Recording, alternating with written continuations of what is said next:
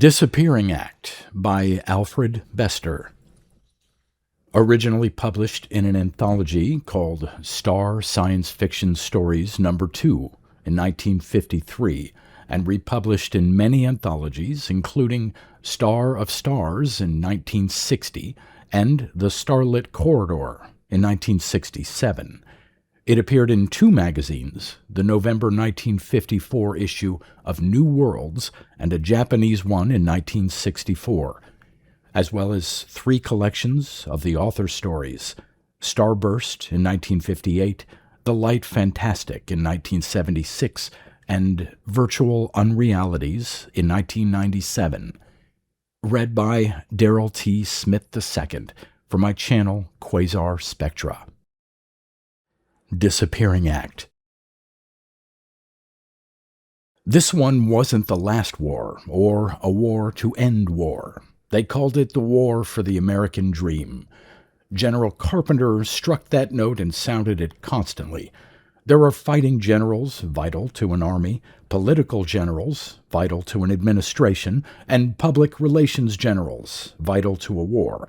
General Carpenter was a master of public relations. Forthright and foursquare, he had ideals as high and as understandable as the mottos on money. In the mind of America, he was the army, the administration, the nation's shield and sword and stout right arm. His ideal was the American dream. We are not fighting for money, for power, or for world domination, General Carpenter announced at the Press Association dinner. We are fighting solely for the American dream, he said to the 937th Congress. Our aim is not aggression or the reduction of nations to slavery, he said at the West Point Annual Officers' Dinner. We are fighting for the meaning of civilization, he told the San Francisco Pioneers Club. We are struggling for the ideal of civilization, for culture, for poetry, for the only things worth preserving, he said at the Chicago Wheat Pit Festival. This is a war for survival, he said. We are not fighting for ourselves, but for our dreams, for the better things in life which must not disappear from the face of the earth. America fought. General Carpenter asked for 100 million men. The Army was given 100 million men. General Carpenter asked for 10,000 H-bombs. 10,000 H-bombs were delivered and dropped. The enemy also dropped 10,000 H-bombs and destroyed most of America's cities. We must dig in against the hordes of barbarism, General Carpenter said. Give me 1,000 engineers. 1,000 engineers were forthcoming, and 100 cities were dug and hollowed out beneath the rubble. Give me 500 sanitation experts, 300 traffic managers, 200 air conditioning experts, 100 city managers, 1,000 communication chiefs, 700 personnel experts. The list of General Carpenter's demand for technical experts was endless. America did not know how to supply them.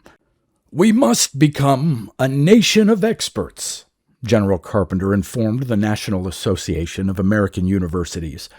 Every man and woman must be a specific tool for a specific job, hardened and sharpened by your training and education to win the fight for the American dream. Our dream, General Carpenter said at the Wall Street Bond Drive breakfast, is at one with the gentle Greeks of Athens, with the noble Romans of, Rome. It is a dream of the better things in life, of music and art and poetry and culture. Money is only a weapon to be used in the fight for this dream. Ambition is only a ladder to climb to this dream. Ability is only a tool to shape this dream. Wall Street applauded. General Carpenter asked for $150 billion, 1,500 ambitious dollar-a-year men, 3,000 able experts in mineralogy, petrology, mass production, chemical warfare, and air traffic time study. They were delivered. The country was in high gear. General Carpenter had only to press a button, and an expert would be delivered. In March of A.D. 2112, The war came to a climax, and the American dream was resolved, not on any one of the 7 fronts where millions of men were locked in bitter combat, not in any of the staff headquarters or any of the capitals of the warring nations, not in any of the production centers spewing forth arms and supplies, but in Ward T of the United States Army Hospital, buried 300 feet below what had once been St. Albans, New York. Ward T was something of a mystery at St. Albans. Like any Army hospital, St. Albans was organized with specific wards reserved for specific injuries. All right arm amputees were gathered in one ward, all left arm amputees in another. Radiation burns, head injuries, eviscerations, secondary gamma poisonings, and so on were each assigned their specific location in the hospital organization. The Army Medical Corps had designated 19 classes of combat injury, which included every possible kind of damage to brain and tissue. These used up letters A to S. What, then, was in Ward T? No one knew. The doors were double-locked. No visitors were permitted to enter. No patients were permitted to leave. Physicians were seen to arrive and depart. Their perplexed expressions stimulated the wildest speculations, but revealed nothing. The nurses who ministered to Ward T were questioned eagerly, but they were close-mouthed. There were dribs and drabs of information, unsatisfying and self-contradictory. A chairwoman asserted that she had been in to clean up and there had been no one in the ward. Absolutely no one. Just 24 beds and nothing else. Had the beds been slept in? Yes. They were rumpled, some of them. Were there signs of the ward being in use? Oh, yes. Personal things on the tables and so on. But dusty, kind of. Like they hadn't been used in a long time. Public opinion decided it was a ghost ward, for spooks only. But a night orderly reported passing the locked ward and hearing singing from within. What kind of singing? Foreign language like. What language? The orderly couldn't say. Some of the words sounded like Codianus igitur. Public opinion started to run a fever and decided it was an alien ward. For spies only. St. Albans enlisted the help of the kitchen staff and checked the food trays. 24 trays went into Ward T 3 times a day. 24 came out. Sometimes the returning trays were emptied. Most times they were untouched. Public opinion built up pressure and decided that Ward T was a racket. It was an informal club for gold bricks and staff grafters who caroused within. Caudiana Sigertur. Indeed! For gossip, a hospital can put a small-town sewing circle to shame with ease, but sick people are easily goaded into passion by trivia. It took just 3 months for idle speculation to turn into downright fury. In January 2112, St. Albans was a sound, well-run hospital. By March 2112, St. Albans was in a ferment, and the psychological unrest found its way into the official records. The percentage of recoveries fell off. Malingering set in. Petty infractions increased. Mutinies flared. There was a staff shakeup. It did no good. Ward T was inciting the patients to riot. There was another shakeup, and still the unrest fumed. The news finally reached General Carpenter's desk through official channels. "In our fight for the American dream," he said, "we must not ignore those who have already given of themselves. Send me a hospital administration expert." The expert was delivered. He could do nothing to heal St. Albans. General Carpenter read the reports and broke him. "Pity," said General Carpenter, "is the first ingredient of civilization. Send me a Surgeon General." A Surgeon General was delivered. He could not break the fury of St. Albans, and General Carpenter broke him. But by this time Ward T was being mentioned in the dispatches. "Send me," General Carpenter said, "the expert in charge of Ward T." St. Albans sent a doctor, Captain Edsel Dimmock. He was a stout young man, already bald, only 3 years out of medical school, but with a fine record as an expert in psychotherapy. General Carpenter liked experts. He liked Dimmock. Dimmock adored the general as the spokesman for a culture which he had been too specially trained to seek up to now, but which he hoped to enjoy after the war was won. "Now look here, Dimmock," General Carpenter began. "We're all of us tools today, hardened and sharpened to do a specific job. You know our motto, a job for everyone and everyone on the job. Somebody's not on the job at Ward T, and we've got to kick him out. Now, in the first place, what the hell is Ward T?" Dimmock stuttered and fumbled. Finally, he explained that it was a special ward set up for special combat cases, shock cases. "Then do you have patients in the ward?" "Yes, sir. 10 women and 14 men." Carpenter brandished a sheaf of reports. "Says here the St. Albans patients claim nobody's in Ward T." Dimmock was shocked. That was untrue, he assured the general. "All right, Dimmock, so you've got your 24 croaks in there. Their job's to get well. Your job's to cure them. What the hell's upsetting the hospital about that?"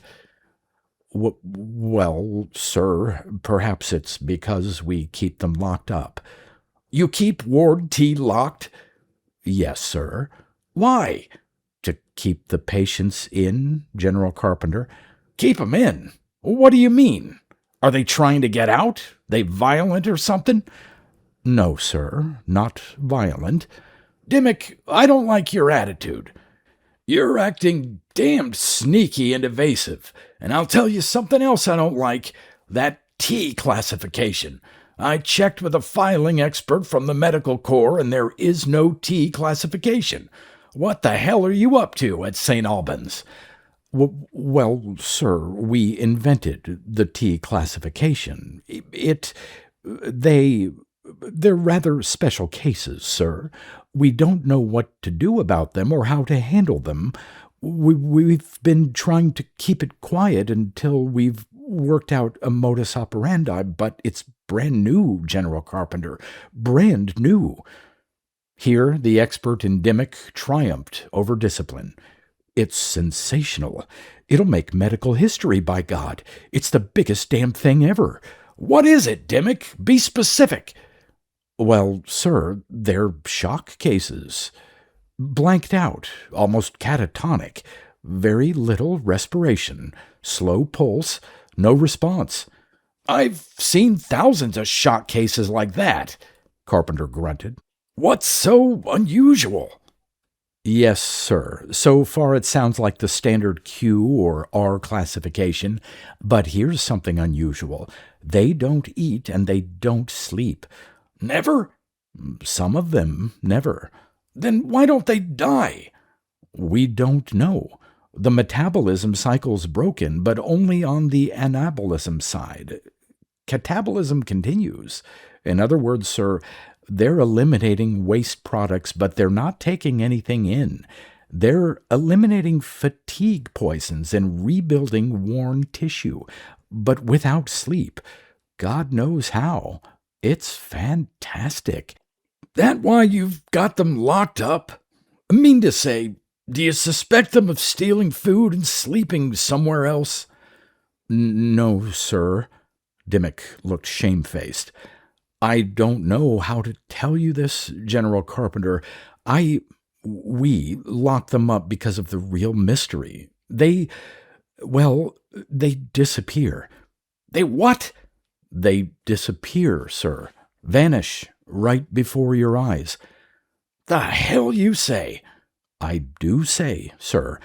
They'll be sitting on a bed or standing around. One minute you see them, the next minute you don't.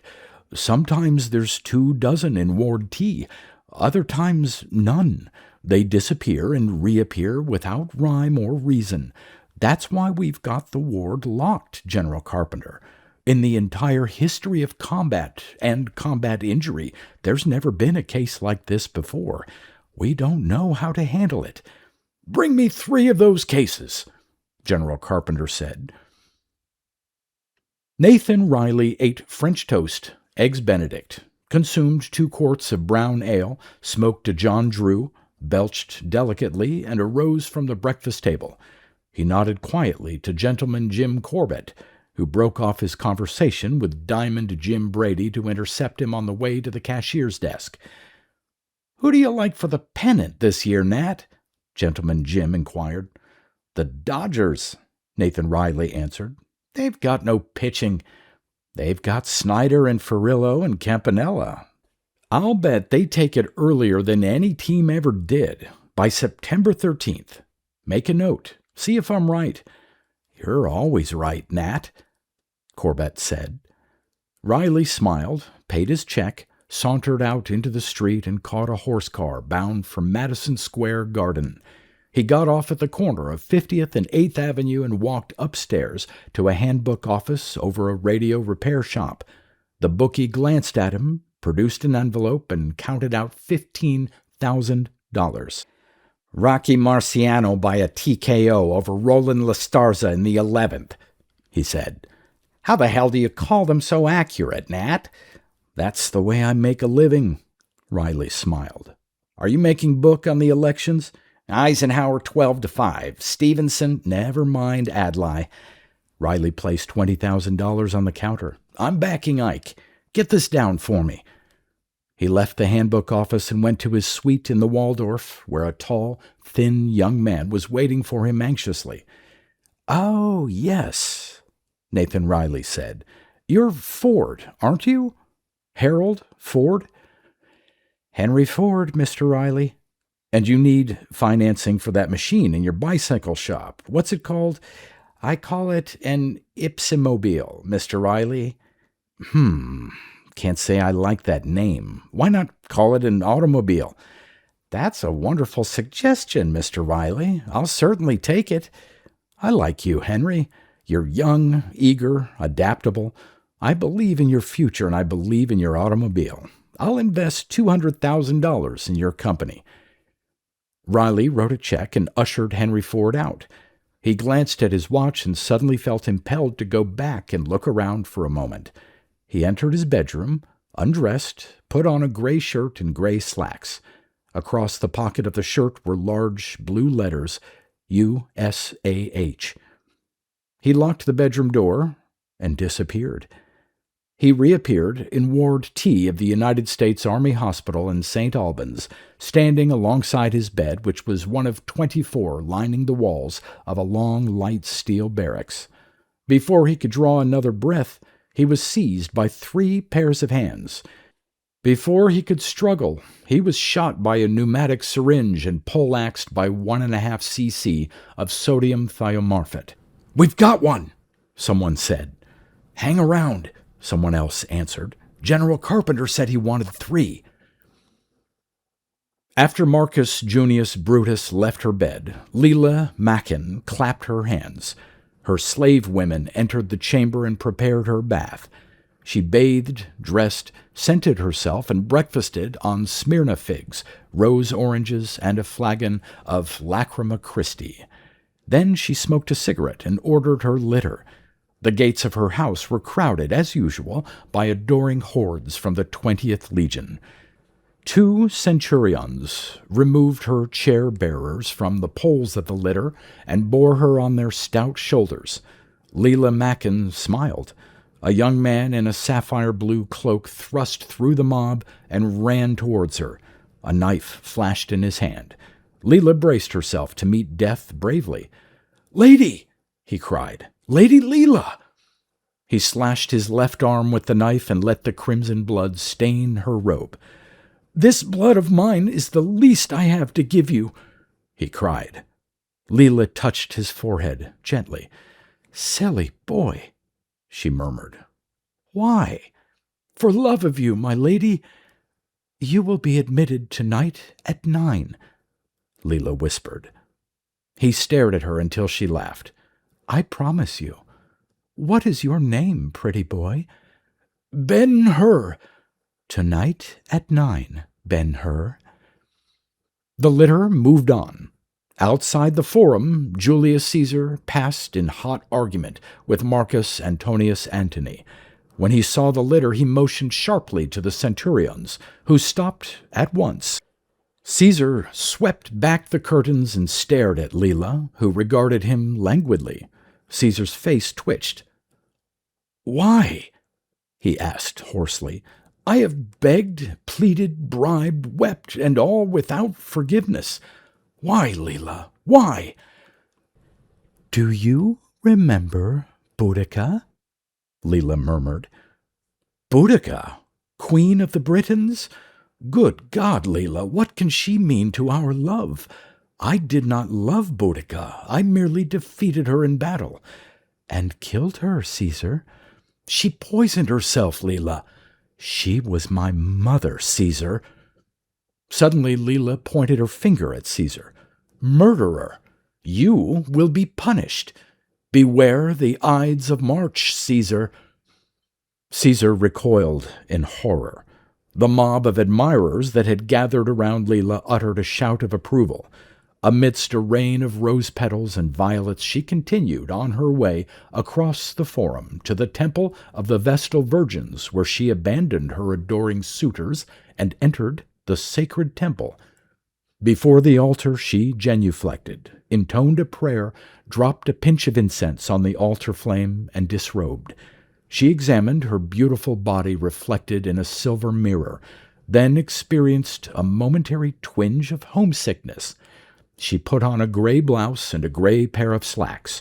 Across the pocket of the blouse was lettered USAH. She smiled at once at the altar and disappeared. She reappeared in Ward T of the United States Army Hospital, where she was instantly felled by 1.5 cc of sodium thiomorphate, injected subcutaneously by a pneumatic syringe. "That's 2, somebody said. "One more to go." George Hanmer paused dramatically and stared around, at the opposition benches, at the speaker on the woolsack, at the silver mace on a crimson cushion before the speaker's chair. The entire House of Parliament, hypnotized by Hanmer's fiery oratory, waited breathlessly for him to continue. "I can say no more," Hanmer said at last. His voice was choked with emotion. His face was blanched and grim. "I will fight for this bill at the beachheads. I will fight in the cities, the towns, the fields, and the hamlets. I will fight for this bill to the death, and, God willing, I will fight for it after death. Whether this be a challenge or a prayer, let the consciences of the right honorable gentlemen determine. But of one thing I am sure and determined. England must own the Suez Canal." Hanmer sat down. The House exploded. Through the cheering and applause, he made his way out into the division lobby where Gladstone, Canning, and Peel stopped him to shake his hand. Lord Palmerston eyed him coldly, but Pam was shouldered aside by Disraeli, who limped up, all enthusiasm, all admiration. "We'll have a bite at Tattersall's," Dizzy said. "My car's waiting." Lady Beaconsfield was in the Rolls-Royce outside the Houses of Parliament. She pinned a primrose on Dizzy's lapel and patted Hanmer's cheek affectionately. "You've come a long way from the schoolboy who used to bully Dizzy, Georgie," she said. Hanmer laughed. Dizzy sang, "Gaudemus igitur," and Hanmer chanted the ancient scholastic song until they reached Tattersall's. There Dizzy ordered Guinness and grilled bones while Hanmer went upstairs in the club to change. For no reason at all, he had the impulse to go back for a last look. Perhaps he hated to break with his past completely. He divested himself of his surtout, nankeen waistcoat, pepper and salt trousers, polished hessians, and undergarments. He put on a gray shirt and gray trousers and disappeared. He reappeared in Ward T of the St. Albans Hospital, where he was rendered unconscious by 1.5 cc of sodium thiomorphate. "That's 3, somebody said. "Take him to Carpenter." So there they sat in General Carpenter's office. PFC Nathan Riley, Master Sergeant Leela Mackin, and Corps to Corps George Hanmer.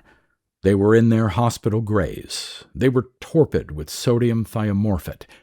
The office had been cleared, and it blazed with blinding light. Present were experts from espionage, counter-espionage, security, and central intelligence. When Captain Edsel Dimmock saw the steel-faced, ruthless squad waiting, the patients and himself, he started. General Carpenter smiled grimly. "Didn't occur to you that we mightn't buy your disappearance story, eh, Dimmock?" Sir? "I'm an expert too, Dimmock. I'll spell it out for you. The war's going badly, very badly. There've been intelligence leaks. The St. Albans mess might point to you." But they do disappear, sir. My experts want to talk to you and your patients about this disappearing act, Dimmock. They'll start with you." The experts worked over Dimmock with preconscious softeners, id releases, and superego blocks. They tried every truth serum in the books and every form of physical and mental pressure. They brought Dimmock, squealing, to the breaking point 3 times, but there was nothing to break. "Let him stew for now," Carpenter said. "Get on to the patients." The experts appeared reluctant to apply pressure to the sick men and the woman. "For God's sake, don't be squeamish," Carpenter raged. "We're fighting a war for civilization. We've got to protect our ideals no matter what the price. Get to it." The experts from espionage, counter-espionage, security, and central intelligence got to it. They awakened the patients with adrenaline. Like 3 candles, PFC Nathan Riley, Master Sergeant Leela Mackin, and Corps to Corps George Hanmer snuffed out and disappeared. One moment they were seated in chairs surrounded by violence. The next moment they were not. The experts gasped. General Carpenter did the handsome thing. He stalked to Dimmock. "Captain Dimmock, I apologize. Colonel Dimmock, you've been promoted for making an important discovery. Only, what the hell does it mean? We've got to check ourselves first." Carpenter snapped up the intercom. "Get me a combat shock expert and an alienist." The 2 experts entered and were briefed. They examined the witnesses. They considered. "You're all suffering from a mild case of shock," the combat shock expert said. "War jitters." "You mean we didn't see them disappear?" The shock expert shook his head and glanced at the alienist, who also shook his head. "Mass illusion," the alienist said. At that moment, PFC Riley, Master Sergeant Mackin, and Corps to Corps Hanmer reappeared. One moment they were a mass illusion. The next, they were back sitting in their chairs surrounded by confusion. "Dope 'em again, Dimmock," Carpenter cried. "Give 'em a gallon." He snapped up his intercom. "I want every expert we've got. Emergency meeting in my office at once." 37 experts, hardened and sharpened tools all, inspected the unconscious shock cases and discussed them for 3 hours. Certain facts were obvious. This must be a new fantastic syndrome brought on by the new and fantastic horrors of the war. As combat technique develops, the response of victims of this technique must also take new roads. For every action, there is an equal and opposite reaction. Agreed. This new syndrome must involve some aspects of teleportation, the power of mind over space. Evidently, combat shock, while destroying certain known powers of the mind, must develop other latent powers hitherto unknown. Agreed. Obviously, the patients must only be able to return to the point of departure. Otherwise, they would not continue to return to Ward T, nor would they have returned to General Carpenter's office. Agreed. Obviously, the patients must be able to procure food and sleep wherever they go, since neither was required in Ward T. Agreed. "One small point," Colonel Dimmock said. They seem to be returning to Ward T less frequently. In the beginning, they would come and go every day or so. Now, most of them stay away for weeks and hardly ever return. Never mind that, Carpenter said. Where do they go? Do they teleport behind the enemy lines? Someone asked. There's those intelligence leaks. I want intelligence to check, Carpenter snapped.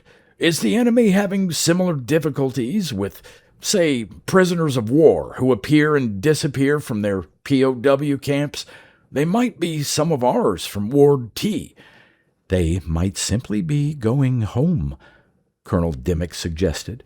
I want security to check, Carpenter ordered. Cover the home life and associations of every one of those 24 disappearers. Now, about our operations in Ward T. Colonel Dimmick has a plan. We'll set up 6 extra beds in Ward T, Edsel Dimmick explained. We'll send in 6 experts to live there and observe. Information must be picked up indirectly from the patients. They're catatonic and non-responsive when conscious and incapable of answering questions when drugged. Gentlemen, Carpenter summed it up, this is the greatest potential weapon in the history of warfare. I don't have to tell you what it can mean to us to be able to teleport an entire army behind enemy lines. We can win the war for the American dream in one day if we can win this secret hidden in those shattered minds. We must win! The experts hustled. Security checked. Intelligence probed. 6 hardened and sharpened tools moved into Ward T in St. Albans Hospital and slowly got acquainted with the disappearing patients who appeared and departed less and less frequently. The tension increased. Security was able to report that not one case of strange appearance had taken place in America in the past year. Intelligence reported that the enemy did not seem to be having similar difficulties with their own shot cases or with POWs. Carpenter fretted. This is all brand new. We've got no specialists to handle it. We've got to develop new tools. He snapped up his intercom. Get me a college, he said. They got him Yale. I want some experts in mind over matter. Develop them, Carpenter ordered. Yale at once introduced 3 graduate courses in thaumaturgy, extrasensory perception, and telekinesis. The first break came when one of the Ward T experts requested the assistance of another expert. He wanted a lapidary. What the hell for? Carpenter wanted to know. He picked up a reference to a gemstone, Colonel Dimmick explained. He's a personnel specialist. He can't relate it to anything in his experience. And he's not supposed to, Carpenter said approvingly. A job for every man and every man on the job. He flipped up the intercom. Get me a lapidary. An expert lapidary was given leave of absence from the Army arsenal and asked to identify a type of diamond called Jim Brady. He could not. We'll try it from another angle, Carpenter said.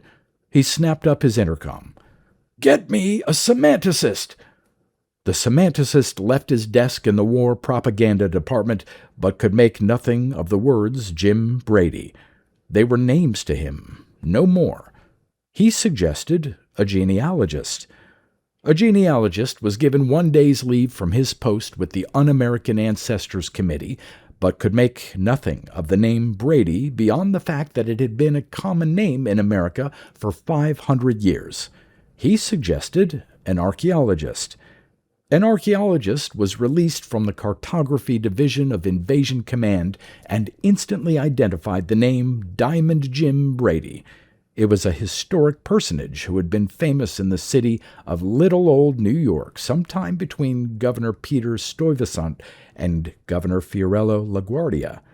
Christ! Carpenter marveled. That's centuries ago. Where the hell did Nathan Riley get that? You'd better join the experts in Ward T and follow this up. The archaeologist followed it up, checked his references, and sent in his report. Carpenter read it and was stunned. He called an emergency meeting of his staff of experts. "Gentlemen," he announced, "Ward T is something bigger than teleportation. Those shock patients are doing something far more incredible, far more meaningful. Gentlemen, they're traveling through time." The staff rustled uncertainly. Carpenter nodded emphatically. "Yes, gentlemen, time travel is here. It has not arrived the way we expected it, as a result of expert research by qualified specialists. It has come as a plague, an infection, a disease of the war, a result of combat injury to ordinary men. Before I continue, look through these reports for documentation." The staff read the stenciled sheets. PFC Nathan Riley, disappearing into the early 20th century in New York. Master Sergeant Leela Mackin, visiting the 1st century in Rome. Corps to Corps George Hanmer, journeying into the 19th century in England, and all the rest of the 24 patients escaping the turmoil and horrors of modern war in the 22nd century by fleeing to Venice and the Doges, to Jamaica and the Buccaneers, to China and the Han Dynasty, to Norway and Eric the Red, to any place and any time in the world. "I needn't point out the colossal significance of this discovery," General Carpenter pointed out. "Think what it would mean to the war if we could send an army back in time a week or a month or a year. We could win the war before it started. We could protect our dream, poetry and beauty and the fine culture of America, from barbarism without ever endangering it." The staff tried to grapple with the problem of winning battles before they started. "The situation is complicated by the fact that these men and women of Ward T are non-compos. They may or may not know how they do what they do, but in any case they're incapable of communicating with the experts who could reduce this miracle to method. It's for us to find the key. They can't help us." The hardened and sharpened specialists looked around uncertainly. "We'll need experts," General Carpenter said. The staff relaxed. They were on familiar ground again. "We'll need a cerebral mechanist, a cyberneticist, a psychiatrist, an anatomist, an archaeologist, and a first-rate historian. They'll go into that ward and they won't come out until their job is done. They must get the technique of time travel." The first 5 experts were easy to draft away from other war departments. All America was a tool chest of hardened and sharpened specialists, but there was trouble locating a first-class historian until the federal penitentiary cooperated with the Army and released Dr. Bradley Scrim from his 20 years at hard labor. Dr. Scrim was acid and jagged. He had held the chair of philosophic history at a Western university until he spoke his mind about the war for the American dream.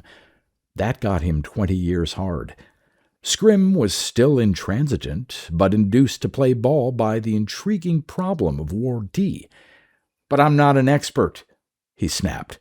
"In this benighted nation of experts, I'm the last singing grasshopper in the ant heap." Carpenter snapped up the intercom. "Get me an entomologist," he said. "Don't bother," Scrim said. "I'll translate. You're a nest of ants, all working and toiling and specializing. For what?" "To preserve the American dream," Carpenter answered hotly. "We're fighting for poetry and culture and education and the finer things in life." "You're fighting to preserve me," Scrim said. "That's what I've devoted my life to. And what do you do with me? Put me in jail." "You were convicted of enemy sympathizing and fellow traveling," Carpenter said. "I was convicted of having a mind of my own," Scrim answered. Scrim was also intransigent in Ward T. He stayed one night, enjoyed 3 good meals, read the reports, threw them down, and began hollering to be let out. "There is a job for everyone, and everyone must be on the job," Colonel Dimmick told him. You don't come out until you've got the secret of time travel. There's no secret I can get, Scrim said. Do they travel in time? Yes and no. The answer has to be one or the other, not both. You're evading the... Look, Scrim interrupted wearily. What are you an expert in? Psychotherapy. Then how the hell can you understand what I'm talking about? This is a philosophic concept. I tell you, there's no secret here that the Army can use. There's no secret any group can use. It's a secret for individuals only. I don't understand you. I didn't think you would. Take me to Carpenter. They took Scrim to Carpenter's office, where he grinned at the general malignantly, looking for all the world like a red-headed, underfed devil. I'll need 10 minutes, Scrim said. Can you spare them out of your toolbox? Carpenter nodded. Now listen carefully.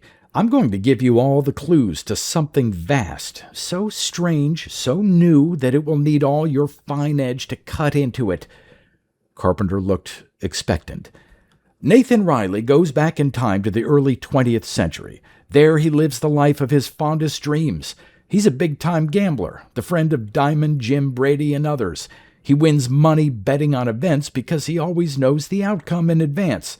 He won money betting on Eisenhower to win an election. He won money betting on a prizefighter named Marciano to beat another prizefighter named La Starza. He made money investing in an automobile company started by Henry Ford. There are the clues. They mean anything to you? Not without a sociological analyst, Carpenter answered. He reached for the intercom. Wait, I'll explain. Let's try some more clues. Leela Mackin, for example. She escapes into the Roman Empire where she lives the life of her dreams as a femme fatale. Every man loves her.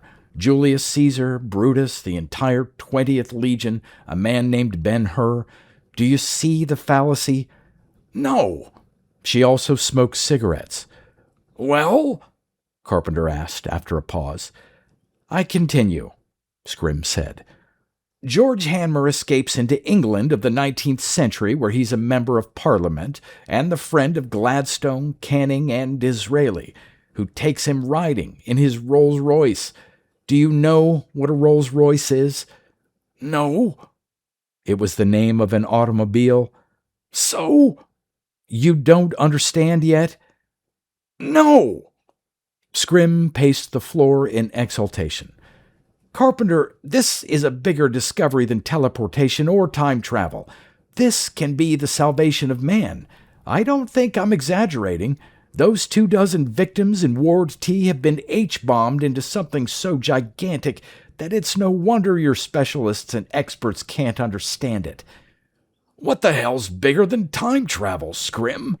Listen to this, Carpenter. Eisenhower did not run for office until the middle of the 20th century. Nathan Riley could not have been a friend of Diamond Jim Brady's and bet on Eisenhower to win an election, not simultaneously. Brady was dead a quarter of a century before Ike was president. Marciano defeated La Starza 50 years after Henry Ford started his automobile company. Nathan Riley's time traveling is full of similar anachronisms. Carpenter looked puzzled. Leela Mackin could not have had Ben-Hur for a lover. Ben-Hur never existed in Rome. He never existed at all. He was a character in a novel. She couldn't have smoked. They didn't have tobacco then. You see? More anachronisms. Disraeli could never have taken George Hanmer for a ride in a Rolls-Royce because automobiles weren't invented until long after Disraeli's death. The hell you say? Carpenter exclaimed. You mean they're all lying? No. Don't forget, they don't need sleep. They don't need food. They're not lying. They're going back in time, all right. They're eating and sleeping back there.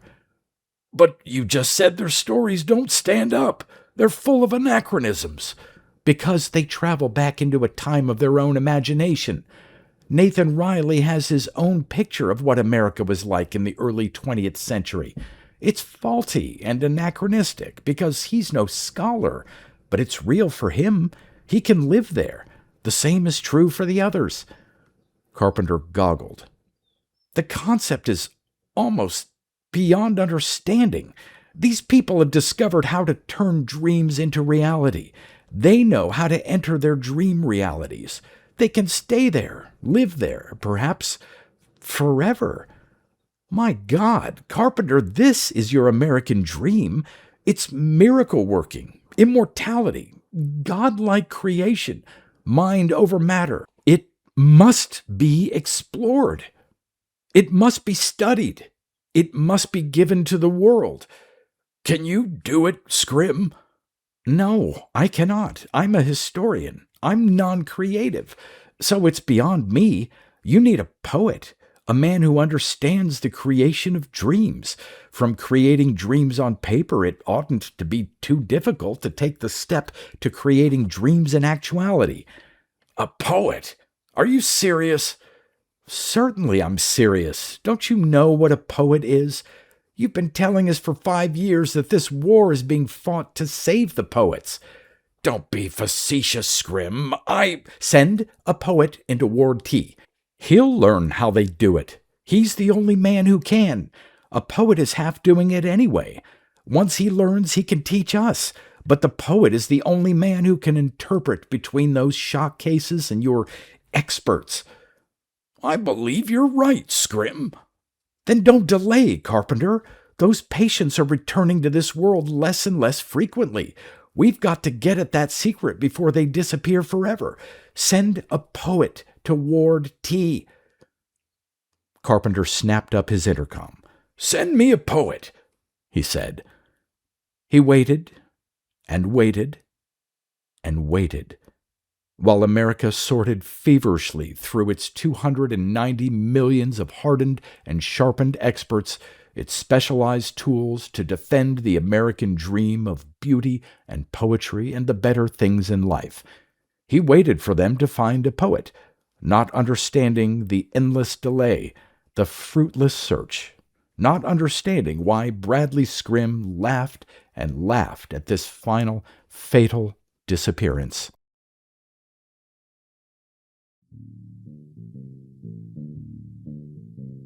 You've been listening to pre-1990s speculative fiction readings with a highlight on science fiction by Darrell T. Smith II. Please consider clicking the donation link in the description box.